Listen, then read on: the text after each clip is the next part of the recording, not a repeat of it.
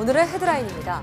정부 출연 연구기관 서버에 가상화폐를 채굴하는 프로그램이 몰래 설치돼 있었던 사실이 뒤늦게 밝혀졌습니다. 조사 결과 서버 공급과 유지 보수를 맡았던 외부 용역업체 직원이 1년 전 몰래 설치한 것으로 드러났습니다. 치사율이 100%에 달하는 아프리카 돼지열병이 북한에서 발생한 것으로 공식 확인됐습니다. 국내 확산 우려가 더욱 커지자 정부는 긴급 대책회의를 열고 접경 지역에 대한 방역을 강화하기로 했습니다. 제2의 황우석 사태로까지 불리는 코오롱 생명과학의 인보사 사태.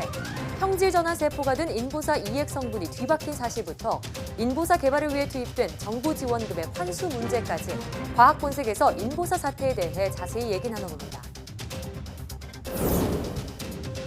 단 1초 만에 340m까지 도달하는 소리. 소리가 이렇게 빠르게 전달되는 이유는 무엇일까요? 오늘 궁금한 S에서 알아봅니다.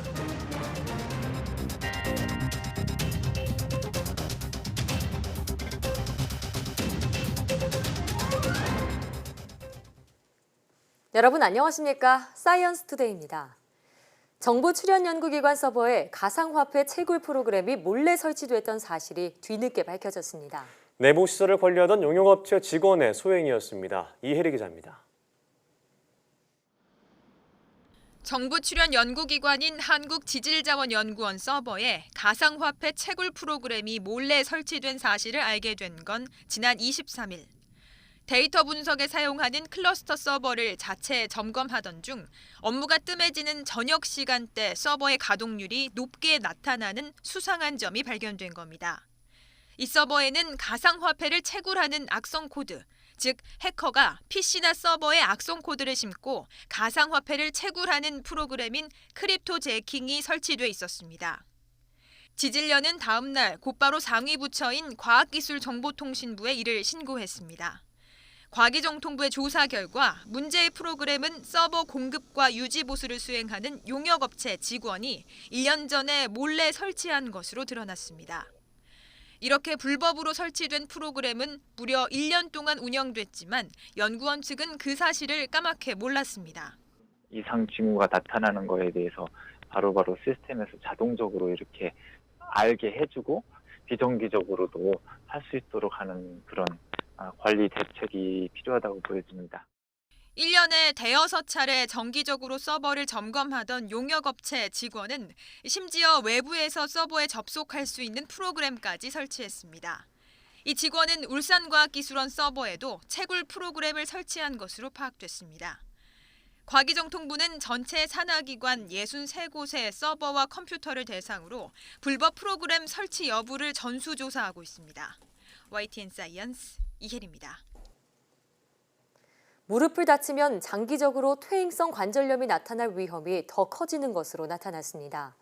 덴마크 남부대 연구팀이 무릎 부상자 18만 명 등 100만여 명을 10년 이상 추적한 53건의 자료를 분석한 결과 무릎 연골이나 인대를 다친 사람은 장기적으로 퇴행성 관절염이 발생할 위험이 4배에서 6배 높았다고 밝혔습니다. 연구 결과를 보면 무릎 전방 십자인대를 다친 사람은 퇴행성 관절염이 발생할 위험이 4배 높았고 추가로 반월상 연골까지 다친 경우 위험이 6배까지 올랐습니다. 연구팀은 무릎 연골과 인대는 혈액 공급이 제한돼 회복 능력이 떨어진다며 부상이 무릎 관절에 변화를 일으키면서 퇴행성 관절염으로 이어진다고 설명했습니다. 오늘은 세계 금연의 날입니다. 그런데 주변에 보면 담배를 피우지 않아도 폐암에 걸리는 경우가 있는데요. 그 원인을 국내 연구진이 밝혀냈습니다. 최소라 기자입니다. 전 세계 암 사망 원인 1위를 차지하는 폐암의 주요 원인은 담배입니다. 담배 연기 속 수많은 발암 물질이 우리 몸의 유전자를 망가뜨려 정상 세포를 암으로 만드는 겁니다. 그런데 국내 폐암 환자 10명 중 4명은 비흡연자입니다. 국내 연구진은 이렇게 비흡연자가 폐암에 걸리는 이유를 찾아냈습니다.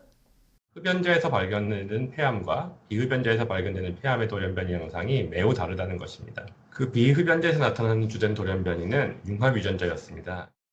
융합 유전자는 원인 모를 충격으로 몸속 유전자가 산산조각이 난 후 무작위로 복구될 때 생깁니다. 잠자고 있던 암 유전자 앞에 우연히 전원 스위치 유전자가 끼어 들어간 겁니다.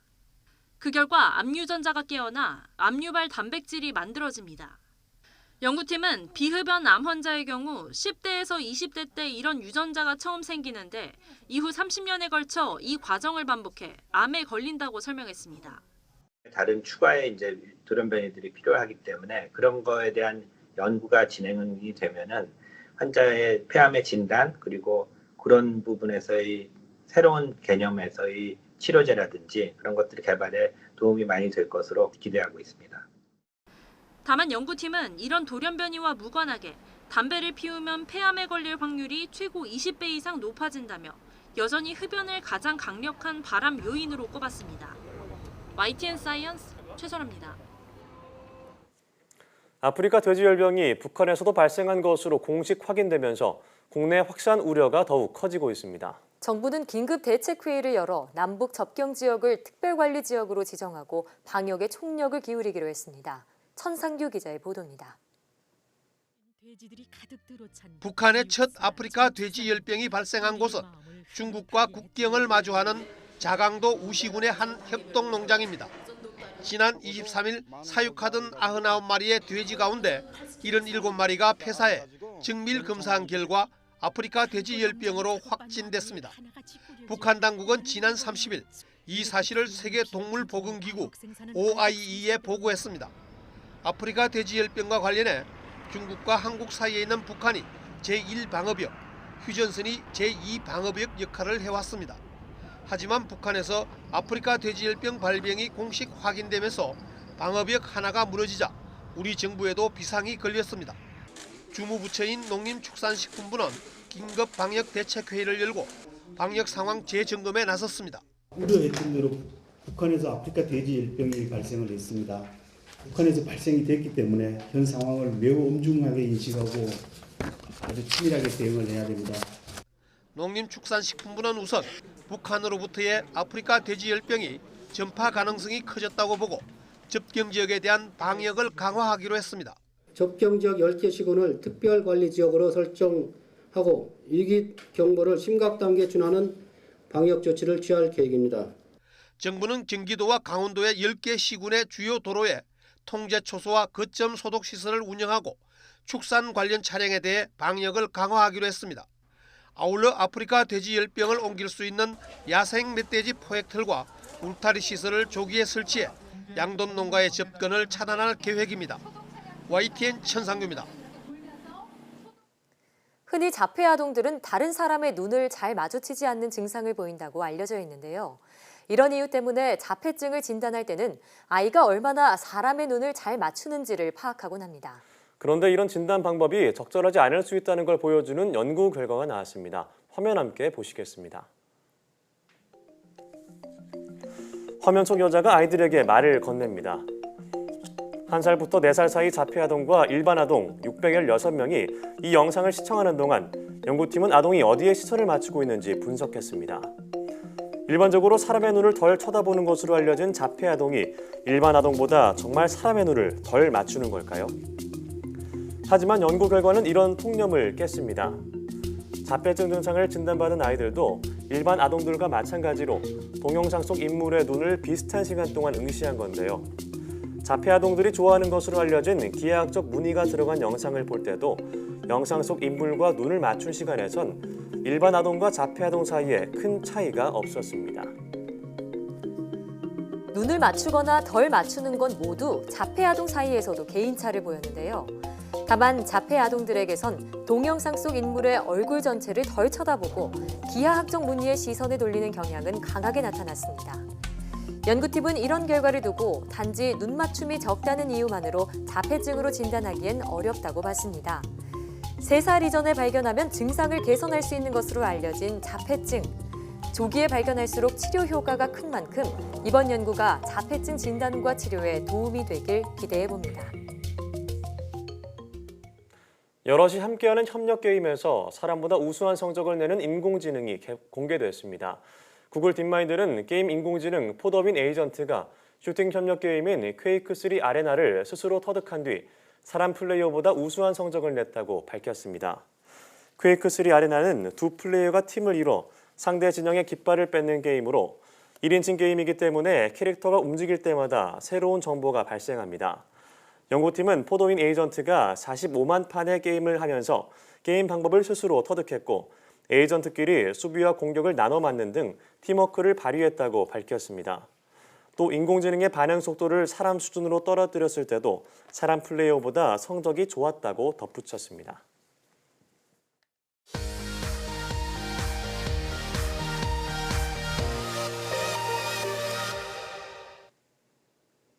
화제의 뉴스를 골라 과학 기자의 시선으로 분석하는 과학 본색 시간입니다. 네, 이성규 기자와 함께하겠습니다. 안녕하세요. 안녕하세요. 네, 오늘은 어떤 이야기를 나눠볼까요? 코오롱 생명과학의 인보사가 결국 품목 허가가 취소됐잖아요. 네. 예. 이제 뭐 황우석 사태 이후 최대의 이제 바이오 사건이다 이렇게 얘기를 하는데 이 인보사 사태 핵심이 그 신장 세포라고 불리는 GP2-293 예. 세포인데요. 좀 이 세포에 대해서 자세히 알아보겠습니다. 네, 말씀하신 인보사의 주성분인 GP2-293 세포, 종양, 즉 암세포로 발생할 가능성이 있다는 점이 문제로 지적이 됐는데요. 많은 분들이 가장 우려하는 대목입니다. 자세히 설명해 주시죠. 이 GP2-293 세포를 좀 이해하려면 먼저 이 핵 293 세포라는 거를 먼저 알아야 되거든요. 네. 네. 이제 HEK293 세포, 우리가 이제 핵 293 세포라고 부르는데 이 세포는 이제 유산한 그 태아의 신장에서 채취한 세포를 예. 형질 전환해서 만들었어요. 네. 핵 293 세포는 이 GP2-293 세포의 어떤 기원이 되는 세포라고 하는데요. 네. 여기서 이제 형질 전환했다는 말은 세포에 특정 유전자를 주입을 해서 네. 그 원래 없던 능력을 그 세포한테 부여했다. 네. 이렇게 이해할 수가 있습니다. 네. 이 실험실에서 어떤 특정한 용도에 맞게 세포에 이렇게 유전자를 주입하는 경우는 많거든요. 예. 핵 293 세포 같은 경우에는 특정 유전자를 넣어서 이 세포가 계속 무한 증식하도록 그런 특성을 부여했다 이렇게 이해할 수가 있습니다. 네, 세포 이름이 좀 어려워서 좀 어려워하시는 분들이 있을 것 같은데 네. 이 바이오 분야 실험실에서 특정 용도로 핵 293 세포를 바이러스 생산 공장으로 만들었다 이것까지는 이해가 되겠는데 이게 문제가 된 이유는 뭔가요? 현재 핵 293 세포가 증식을 잘하는 세포 특성을 가지게 만들었다고 말씀드렸잖아요. 예. 예. 예를 들면 이 세포에 바이러스를 감염했다고 가정을 하면은 세포 안에 바이러스가 한 몇천 개 들어 있을 텐데 이 세포가 증식을 계속해서 한다면은 그 바이러스를 계속해서 만들어내겠죠. 예. 그러니까 특정 용도로 이 바이러스를 만들기 위해서 굉장히 좋은 세포인데 이 문제는 이 세포가 무한 증식한다는 그 점이 있는 거예요. 예. 네. 그러니까 우리가 이제 암세포하고 일반 세포하고의 차이점이 바로 이 암세포가 죽지 않고 무한 증식을 하는 데 있거든요. 예. 예. 그러니까 핵 293 세포는 암세포는 아니지만 암세포와 굉장히 유사한 성격인 무한 증식 능력을 가지고 있기 때문에 예. 이 세포는 언제든지 종양, 즉 암으로 발전할 수 있다. 그래서 이게 문제가 된다 이렇게 이해할 수 있습니다. 네, 그러니까 정리를 하자면 인보사 주성분인 GP2-293 세포는 무한 증식한 능력 때문에 종양이 될 수도 있는 가능성이 있는 이 핵 293 세포를 원료로 한다. 이 점이 문제가 되고 있는 거군요. 네, 그렇게 이해할 수가 있고요. 네. 이 GP2-293, 그러니까 코롱 인보사에 쓰인 이 세포는 그 무한 증식하는 능력에 더해서 이 TGF 베타라고 하는 유전자를 만들어낼 수 있도록 한 번 더 형질 전환을 했었죠. 그건 어떤 네. 건가요? 이 TGF 베타는 원래 이 염증 반응을 억제하는 그런 기능을 하는 유전자예요. 예. 예. 이 인보사 자체가 그 관절염의 염증을 치료하는 약물이라서 이 TGF 베타가 발현이 되면 효과가 있다. 그런데 이 유전자가 우리 몸속, 환자 몸속에는 많이 만들어지지 않으니까 예. 이걸 인위적으로 많이 만들어지도록 넣자 해서 개발이 된 게 인보사예요. 네. 예. 그래서 이 GP2-293에는 이 TGF 베타라는 유전자를 한 번 더 형질전해서 넣은 거죠. 네. 그러면 이 GP2-293은 원래 그 핵 293으로부터 받은 무한 증식 능력에 더해서 예. TGF 베타라는 유전자를 만드는 능력이 있으니까 네. 이 TGF 베타라는 유전자를 가지고 있는 바이러스를 굉장히 많이 만들어내겠죠. 네. 그러면 이거를 원래는 GP2-293을 깨고 그 바이러스를 가진 TGF 베타를 가진 바이러스만 꺼내서 예. 원래 목적인 연골 세포에 넣으면 되는데 네. 네. 그게 안 됐다는 게 문제가 되고 있는 거죠. 근데 이게 뭐 연구용으로 사용하지 치료용으로는 사용하지 않는다고 하는 건가요, 그럼? 그러니까 앞서 설명을 했지만 네. 이 GP2-293도 그렇고 핵 293도 그렇고 무한 증식하는 성질이 있기 때문에 네. 어떤 특수한 용도로 다른 뭐 유전자나 단백질을 만들기 위해서 중간 재료를 써요. 예. 근데 이게 종양 가능성이 있기 때문에 이게 최종 제품으로 쓰인 사례가 단 한 차례도 없어요. 예. 전 세계적으로. 아, 근데 그 금기를 깬 게 바로 이번에 이 코롱 인보사 케이스예요. 예, 얘기를 들어보니까 더 심각하게 느껴지는데요. 자, 인보사와 관련해서 현재까지 확인된 정부 R&D 그 지원금이 147억 원 규모라고 알려져 있습니다. 자, 그럼 이게 모두 전액 이제 국고에 환수가 되는 건가요? 그러니까 이 147억 가운데 82억 원 정도는 올 상반기 중에 이제 평가가 열려서 국고 환수 여부를 결정할 예정이에요. 예. 그 이유는 이 사업 자체가 2015년에 시작이 돼서 지난해 종료가 됐어요. 그래서 아직 평가가 안 열렸기 때문에 이 사업은 평가가 이제 열릴 예정이니까 네. 평가를 해서 국고 환수 여부를 결정을 해서 결정이 되면 82억 원이 국고로 들어오겠죠. 근데 예. 이제 나머지 한 65억 원 정도는 이게 2002년부터 시작이 돼서 2009년까지 지원을 받은 금액이에요. 예. 근데 이 사업들은 이미 다 종료가 됐고 최종 평가도 다 마친 상황이거든요. 그러니까 굉장히 오래됐잖아요, 이게. 네. 그럼 예. 이게 다시 이걸 국고환수하기 위해서는 다시 뭐 조사를 다시 한다든지 재평가를 해야 되는지 이런 과정을 거쳐야 돼요. 예. 그러니까 법적으로는 이게 가능하거든요. 그러니까 법적으로는 이게 과거에 종료된 사업도 환수가 되나요? 이게 추후에 문제가 예. 발생이 되면은 적법한 절차를 거쳐서 환수를 할 수 있다. 이렇게 나와 있어요. 예. 그러니까 결론적으로 얘기를 하면 과거에 종료된 사업, 그러니까 그 65억 원 가량도 우리가 환수할 수 있는데 그러기 위해서는 이 사업을 주관했던 부처, 그 당시에 산자부하고 복지부인데 이들 부처가 이걸 어떻게 할 건지에 대한 어떤 의지가 있어야 된다는 거죠. 예. 이게 그냥 할 수 있는 건 아니고 따로 뭐 조사를 한다든지 이런 절차를 거쳐야 되거든요. 네. 자, 이 국고 환수 여부는 추후 결정이 나는 대로 계속 전해드리도록 하고요.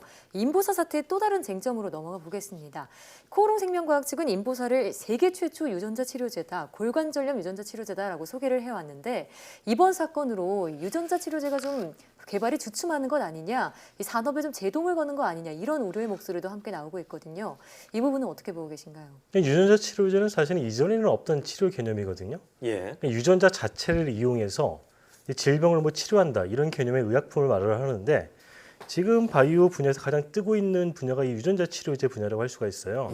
우리가 이제 자주 언급했던 유전자 과일을 이용한 것도 다 유전자 치료제의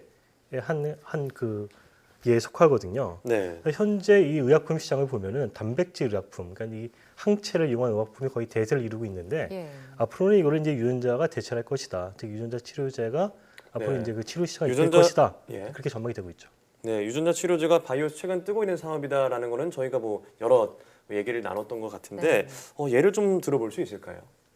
그러니까 이제 최근 미국 FDA가 이 척수성 근육 위축증 치료제를 승인을 했어요.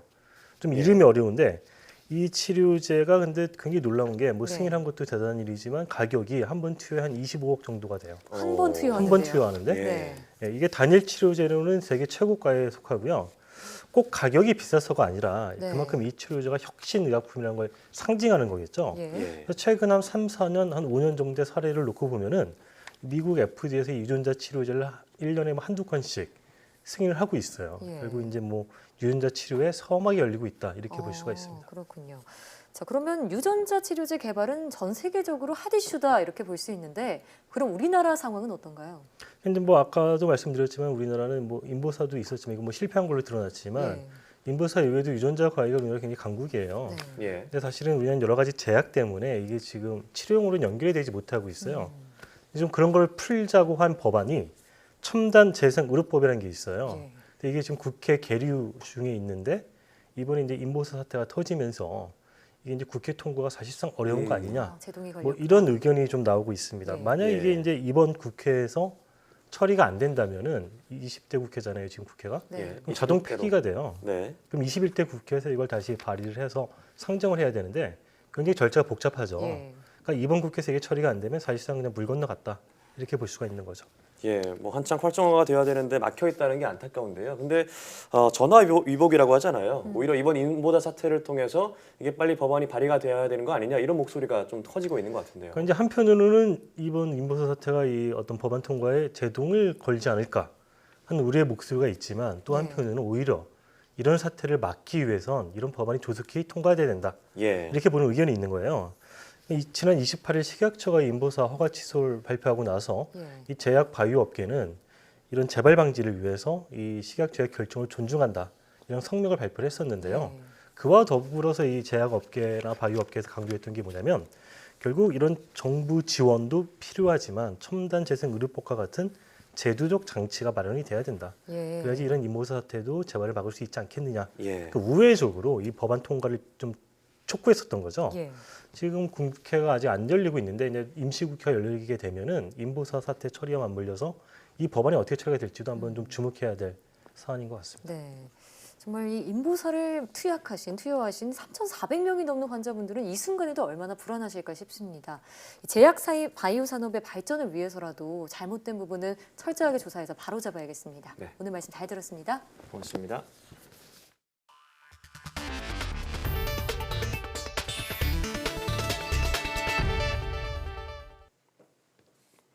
헝가리 부다페스트에서 일어난 유람선 침몰 사고의 실종자 수색 구조 작업이 이틀째 계속되고 있지만 좋지 않은 날씨와 불어난 강물로 어려움을 겪고 있습니다. 게다가 혼탁한 물로 수중 시야 확보 또한 쉽지 않은 탓에 잠수부 투입도 불가능한 상황이라는 안타까운 소식이 전해지고 있습니다. 박철원 기자입니다. 헝가리군의 다이버들이 실종자 수색을 위해 사고 현장에 속속 도착합니다. 유람선 침몰 지점 부근에 부표도 설치되는 등 선박 인양 작업 준비도 함께 이루어지고 있습니다. Jelenleg folyik a honvédség által egy ponton kiépítése a hajóroncs közelébe. Erről tudnak majd a búvárok lemerülni a Dunába. 하지만 이달 중순 일주일간 지속된 폭우로 이미 5m를 넘어선 다뉴브 강의 수위가 점점 높아지고 있어 수색 작업에 난항을 겪고 있습니다. 오스트리아 쪽 상류의 유입 수량이 증가하면서 수위가 곧 6m에 육박할 것이라는 관측이 나올 정도입니다. 실제로 수중 수색 작업에 참여했던 한 잠수부는 강 수위가 높아지고 혼탁한 물로 시야 확보가 어려운 상황에서 잠수부들을 수색에 투입하는 것은 사실상 불가능하다고 말했습니다. 빠른 유속도 실종자 수색 작업을 가로막는 요인 중 하나로 꼽히고 있습니다. 현장의 한 구조대원은 다뉴브 강의 유속은 시속 10에서 11km로 전문 장비를 착용한 잠수부도 잠수할 수 없는 상황이라고 말했다고 현지 언론은 전했습니다. 강한 소용돌이와 높은 수압이 잠수부들을 위협할 수도 있다는 것입니다.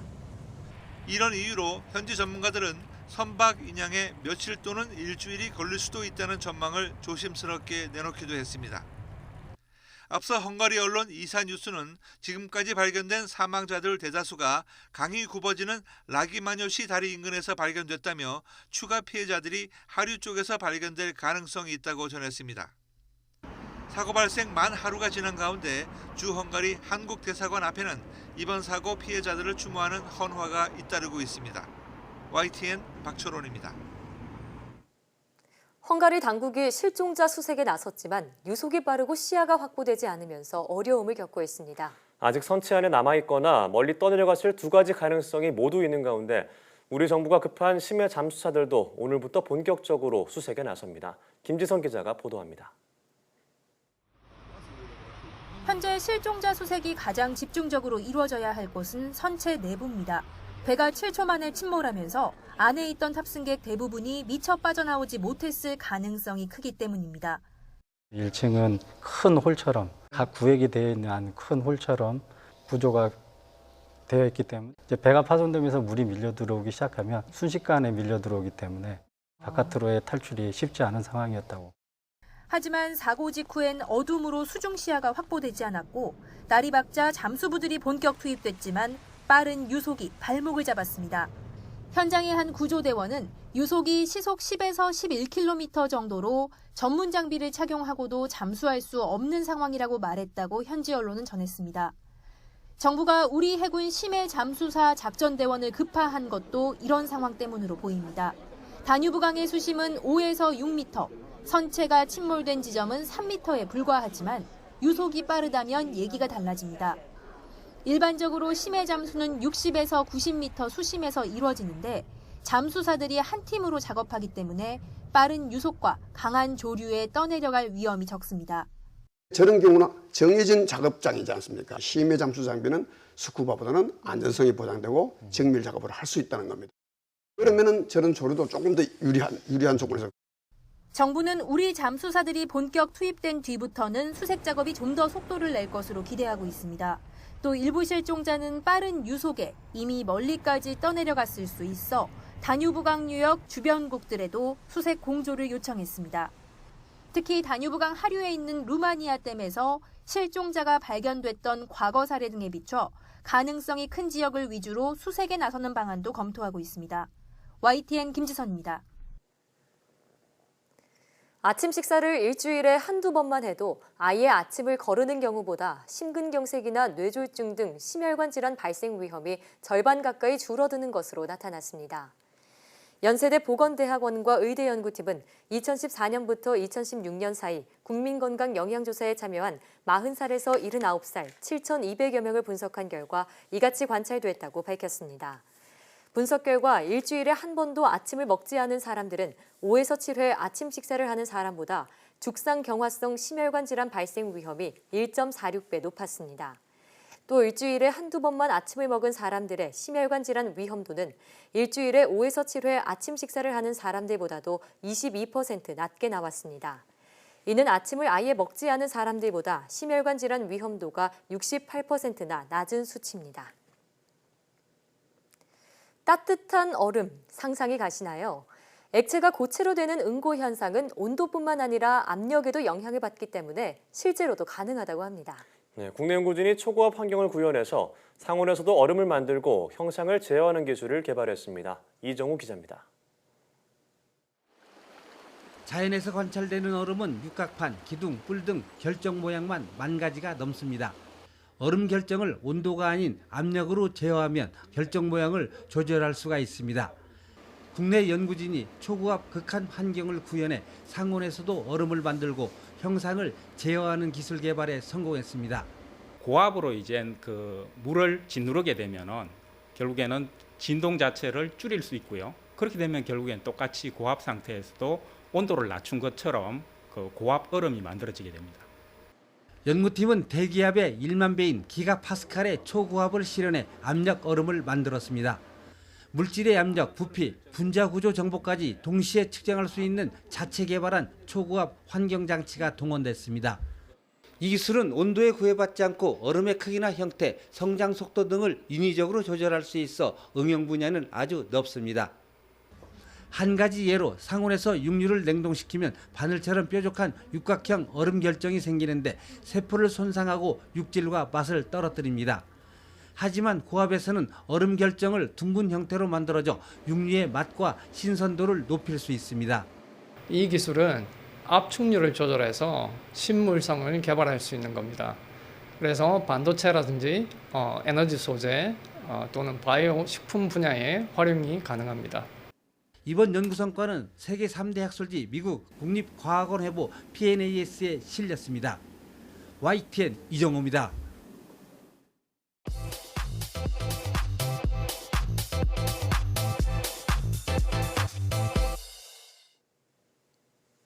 과학에 대한 모든 궁금증을 풀어주는 궁금한 S 시간입니다.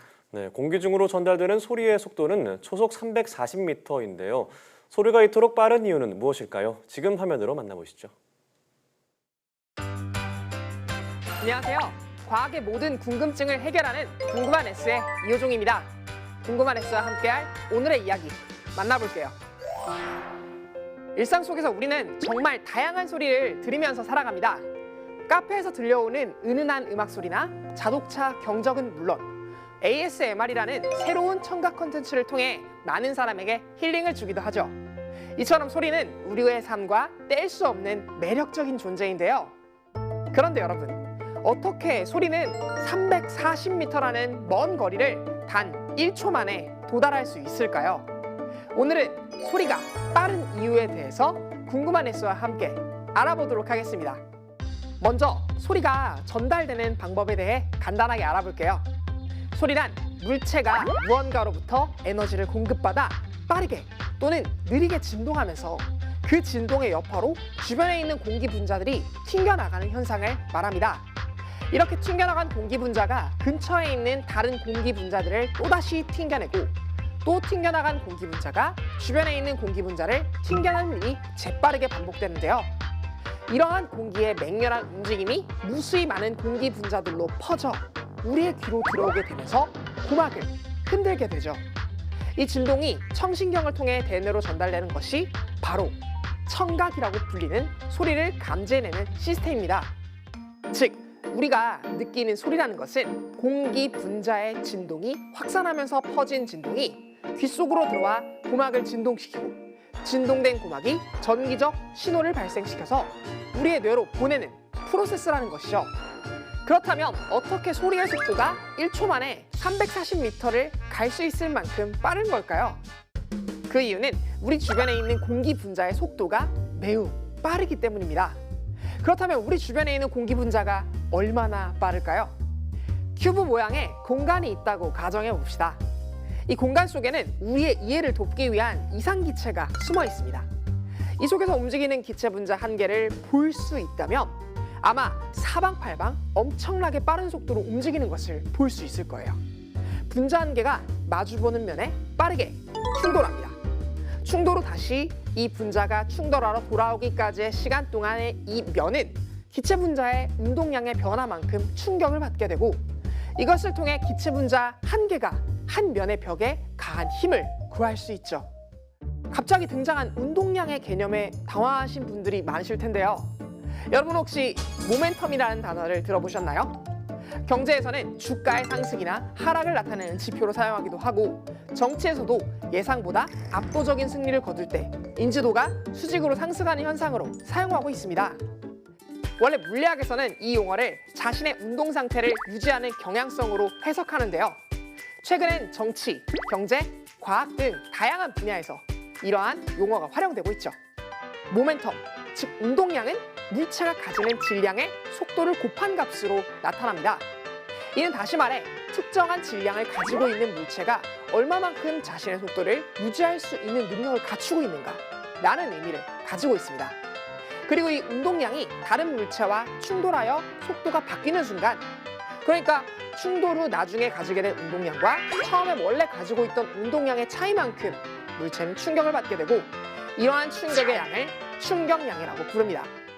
다시 기체 분자로 돌아와서 이야기를 이어나가 볼게요. 이렇게 해서 기체 분자가 면에 부딪히면서 운동량이 변하게 되고 운동량은 곧 충격량으로 나타나면서 이것을 통해서 기체 분자 한 개가 한 면에 가하는 힘을 운동량과 충격량의 개념을 통해 구할 수 있는 것입니다. 면은 가로, 세로, 위아래의 3면으로 마주보고 있으며 각각의 축에 대해서도 똑같은 방법으로 힘이 작용하고 있는데요. 면 속에 존재하는 기체 분자들은 무수히 많기 때문에 이를 수학적인 방법을 통해 간단하게 정리하면 분자가 움직이는 평균 속도 V는 루트 m분의 3RT라는 결과가 도출됩니다. 여기에서 T는 온도, M은 어떤 특정한 기체의 묶음당 질량, 다시 말해서 분자량을 의미하며 기체의 온도와 분자량을 알 수 있다면 그 기체의 평균 속도를 수학적으로 계산할 수 있습니다. 그렇게 해서 우리 주변의 다양한 기체 분자들을 계산해보면 25도씨 기준 산소가 약 483m/s, 질소가 약 517m/s, 수증기가 약 645m/s, 헬륨이 약 1370m/s, 수소가 약 1920m/s라니 정말 어마어마한 속도라는 것을 알 수 있겠죠? 여기에서 재미있는 사실은 어느 행성이 대기를 오랫동안 포획할 수 있으려면 그 행성이 가지고 있는 탈출 속도보다 기체의 평균 속도가 10분의 1보다는 작아야 한다는 것입니다.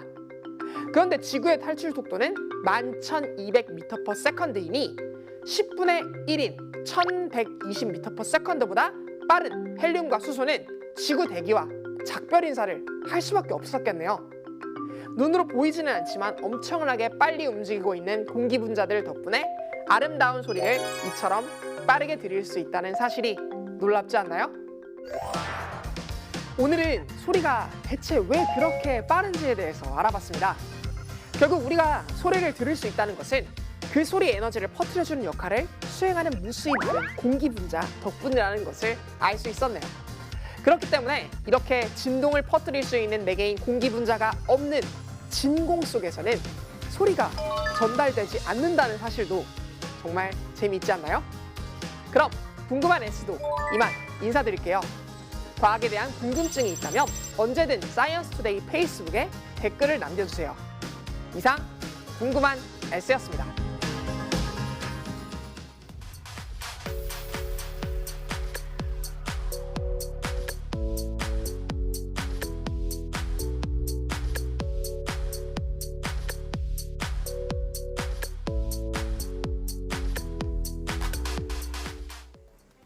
폐암 발생률은 전체 암 중 4위를 차지하고 있지만 5년 생존율이 낮아 암 사망자 수는 1위로 치명적입니다. 폐암 환자 중 흡연자의 비율은 거의 90%에 육박하지만 불변자도 간접 흡연 등의 영향으로 폐암에 걸릴 가능성이 있는데요. 때문에 평상시에 폐 건강을 지키려는 노력을 하는 게 좋습니다. 우리가 많이 먹는 사과나 배, 토마토 등이 폐에 좋은 과일로 꼽히고요. 네, 비트도 세포 손상을 억제하고 항산화 작용을 하기 때문에 폐 질환을 예방해준다고 합니다.